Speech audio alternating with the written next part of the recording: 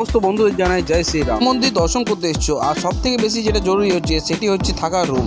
আজকের ভিডিওতে জানবো আমরা স্টেশন ও প্রভু শ্রী রাম মন্দিরের সামনাসামনি কোথায় রয়েছে ভালো ধর্মশালা ও লজ, ফ্রিতে কোথায় থাকতে পারে, স্টেশনের মধ্যে থাকার ব্যবস্থা কোথায় ও কত রেট রয়েছে, কোথায় রয়েছে লাগেজ রুম, ফোন নাম্বার সহ সম্পূর্ণ ইনফরমেশন থাকবে এই ভিডিওতে। Good morning to Ayodhya Dham station. এখন ঘড়িতে ভোর 4টা। আমি এখন দাঁড়িয়েছি অযোধ্যা ধাম স্টেশন। এই অযোধ্যা ধাম স্টেশনে কোথায় থাকার ব্যবস্থা রয়েছে আর কোথায় লাগেজ রুম রয়েছে চলো তোমাকে দেখায়। হচ্ছে সিঁড়ি অ্যান্ড সিঁড়ি থেকে উঠে দেখতে হবে।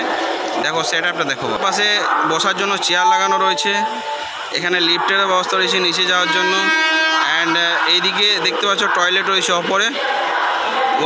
আমরা কোন থেকে এখন উপরে চলে এসেছি আর উপরের সেট আপটা দেখো কতটা সুন্দরভাবে বানানো হয়েছে যাত্রীদের জন্য।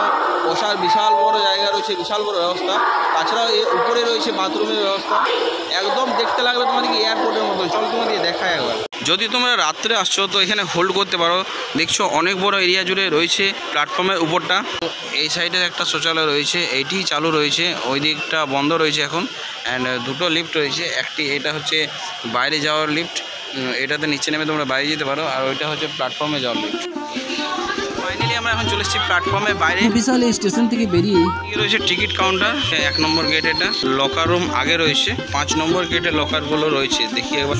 স্টেশনের ভেতরে ঢুকেই তোমরা দেখবে বিশাল একটা ফাঁকা জায়গা রয়েছে, আর উপরে বিল্ডিং গুলোতে রুম রয়েছে যেগুলো তোমরা রেন্টে নিতে পারো। Commentary, single bed, double bed, AC room. 5 নম্বর গেটে ঢুকে তোমরা সোজা এসে ডান সাইডে ঘুরে পেয়ে যাবে তোমরা লকার। ওই দিকটাতে লকার রয়েছে অ্যান্ড এদিকটাতে বসার রেস্ট করার ব্যবস্থা রয়েছে এখানটাতে।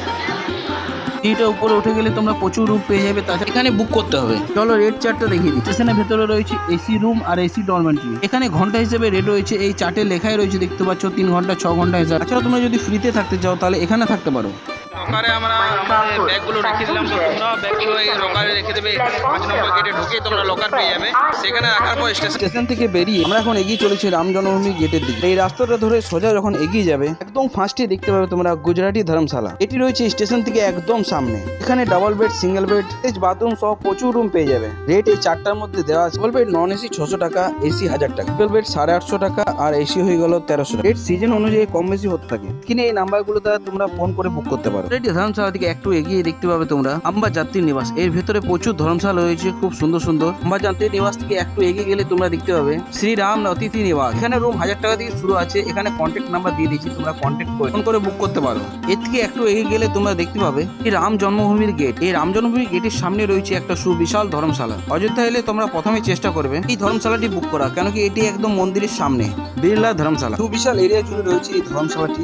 তোমরা ফ্যামিলি ছাড়াই থাকতে পারবে। সিঙ্গেল পার্সনের চার্জ রয়েছে 300 টাকা থেকে। এখানে তোমরা double bed, AC, non AC সব রকমের রুম পেয়ে যাবে। তাছাড়াও এর ভেতরে রয়েছে ক্যান্টিন, চাইলে তোমরা খাবারও খেতে পারো ভেতরে। আমরা কন্ট্যাক্ট নাম্বার দিয়ে দিচ্ছি, তোমরা চাইলে অনলাইনে বুক করতে পারো, তাছাড়া এসেও বুক হবে। তো এবার আমরা চলে এসেছি হনুমানগাড়ি। হনুমানগাড়ি ঢোকার রাস্তায় ঠিক তার সামনে রয়েছে শ্রী রাম পথিক নিবাস। এখানে ডবল বেড রুম রয়েছে 1000 টাকা থেকে শুরু। এখানে ডরমেটরি পেয়ে যাবে, ডরমেটরির চার্জ হচ্ছে 500 টাকা। একটু বেশি হলেও ভালো রয়েছে, সমস্ত লাগেজ তোমাদের সেফ থাকবে।